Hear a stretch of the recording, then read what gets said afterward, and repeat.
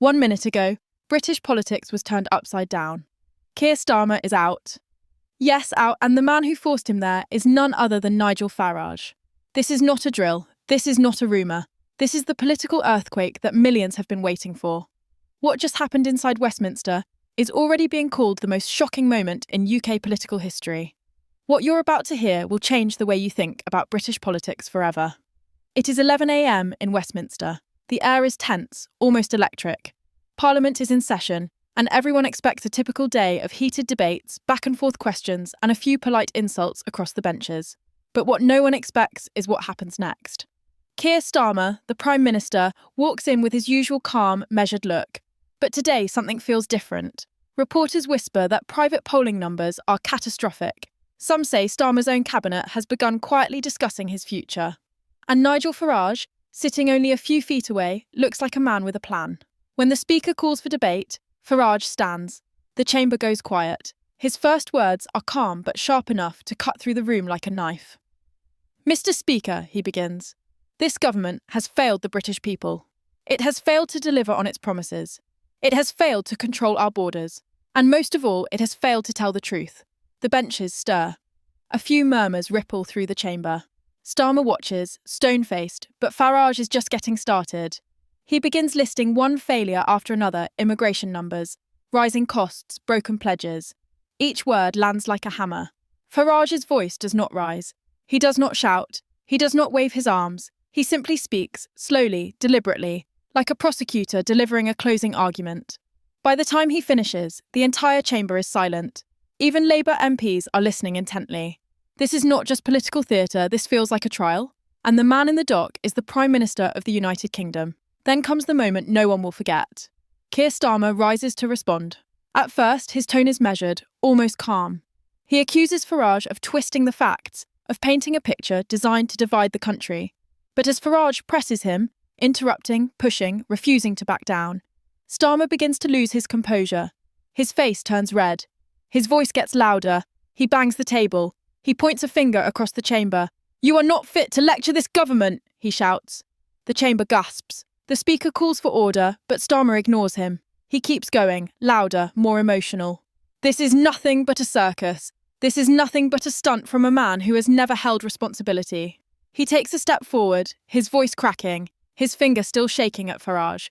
It is a Prime Minister completely losing control on live television. MPs look stunned. Some are frozen.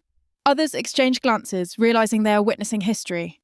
The Speaker's voice cuts through the chaos. The Prime Minister will resume his seat immediately. Silence falls. But Starmer does not sit. Instead, he shouts again, a defiant, almost desperate outburst. "I will not take lectures from a man who has spent years tearing this country apart." That's when it happens. The Speaker invokes the nuclear option, Standing Order 43. It's the rarely used rule that gives the Speaker power to eject any member who refuses to maintain order, even the Prime Minister. The chamber falls completely silent. You can hear the click of cameras. You can hear the shuffle of feet. The Speaker says the words that change everything. "Prime Minister, you are directed to withdraw from this chamber immediately." For a moment, no one moves. Starmer stands frozen, his face pale now, his anger replaced with disbelief. "You can't be serious," he mutters. But the Speaker is dead serious. Security is called. 2 guards step forward, walking toward the most powerful man in Britain. The entire room is holding its breath. Starmer's shoulders slump. He looks around as if hoping someone will intervene. No one does. Slowly, with every camera in the room recording, the Prime Minister turns and walks toward the exit, flanked by security. It is a slow walk, the walk of a man whose authority is bleeding away with every step.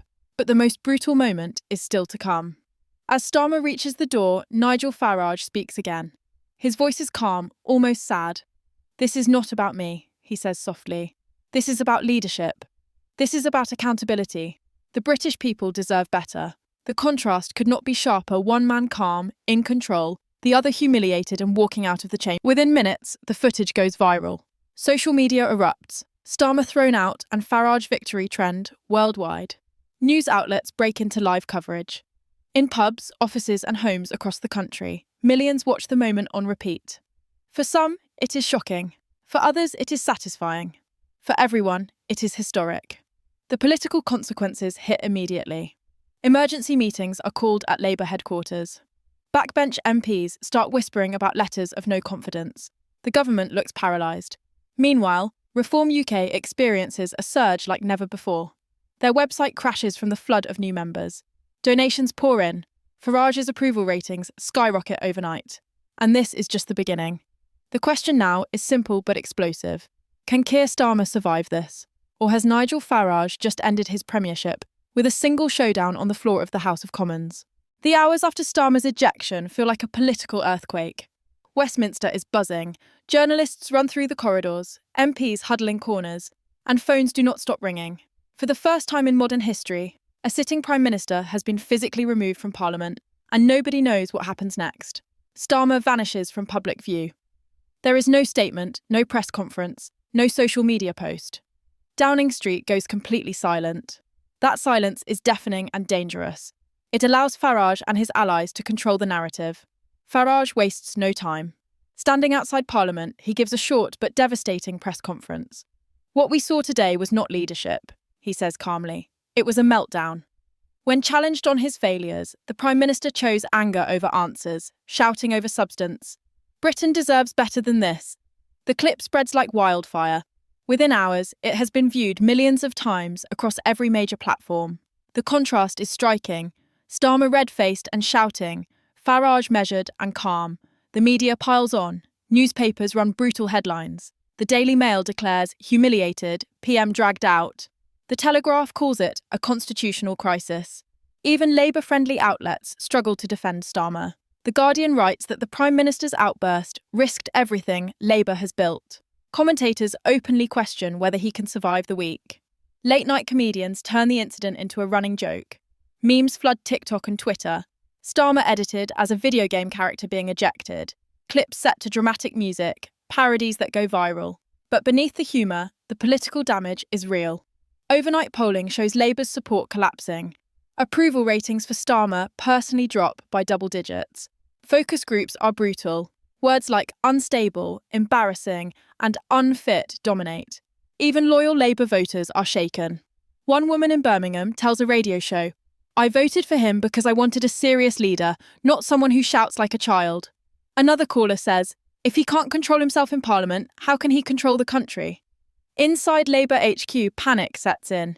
Senior figures reportedly clash behind closed doors. Some urge Starmer to fight back and frame the incident as passion, not weakness.